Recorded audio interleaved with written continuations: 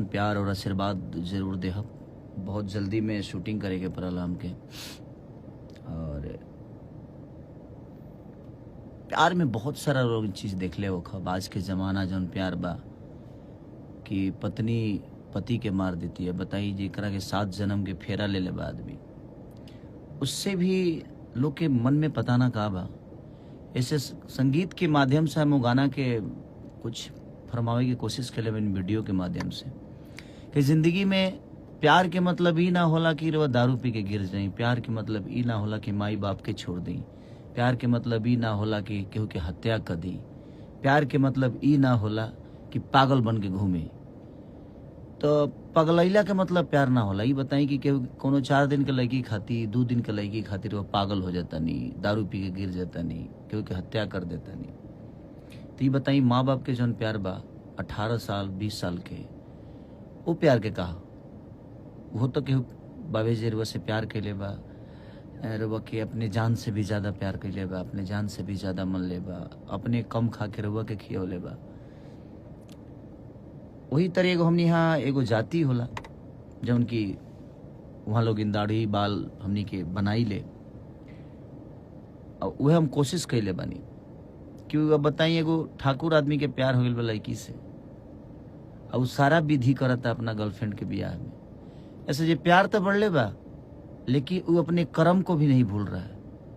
ये होता है प्यार। जब आप अपने कर्मों के साथ भी उसको जोड़िए कि ठीक है, मेरे जीवन में जितना दिन उसको लिखा था वो थी, चाहे वो था, बट आज नहीं है। तो इसका मतलब ये नहीं कि शायद भगवान ने कुछ अलग सोचा होगा मेरे लिए।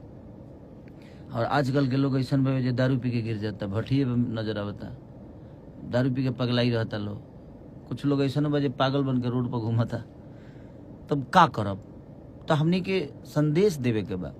तब पागल हो के ना कि केहू के प्यार में पागल हो गई नहीं, केहू के प्यार में दारू पी के गिर गई नहीं, केहू के प्यार में केहू के मार देनी। इस संदेश ना है। संदेश का मतलब यह है कि जिम्मेदारियों के साथ प्यार को निभाइए, क्योंकि आपके ऊपर भी किसी का कर्जा है, वो माँ बाप होते हैं। और हम किसी के प्यार में पागल हो जाएं, दारू पी ले, गलत कर दें, तो मतलब नहीं। जितना दिन उस लड़की ने आपको प्यार दिया, सम्मान दिया, उसी सम्मान के साथ उसको विदा कराइए, उसी सम्मान के साथ कि ठीक है यार, ये मेरा आज था, आज से ये कल हो जाएगा। तो जो भी होगा देखा जाएगा।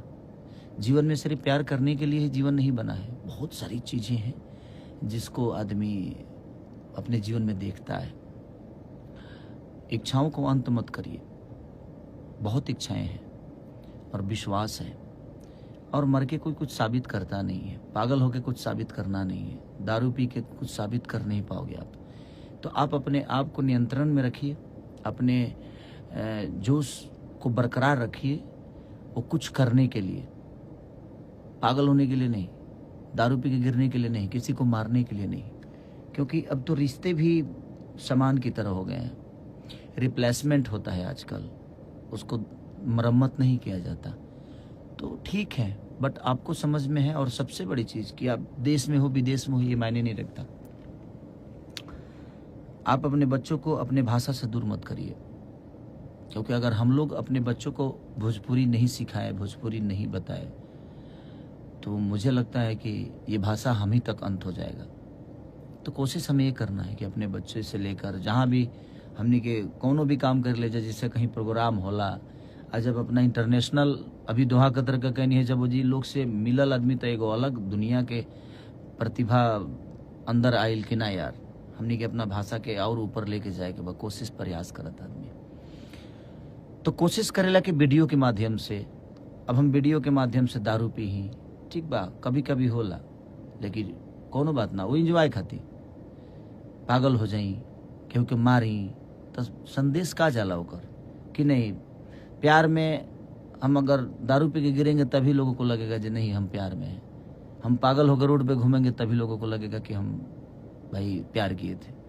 हम किसी को मार देंगे तभी लगेगा कि हम प्यार किए थे। नहीं नहीं, ये विषय है ही नहीं जीवन का। जीवन का विषय ये है कि उस प्यार को आप बदनाम कर रहे हो, पागल होकर, दारू पीकर, किसी को मारकर। प्यार नहीं है वो एक स्वार्थ था, वो एक आदत थी जो आपको लग गई थी, और आपको लग रहा है जब वो आदत हमारे पास नहीं है। और वो आदत किसी और की आदत बनने जा रही है या जा रहा है।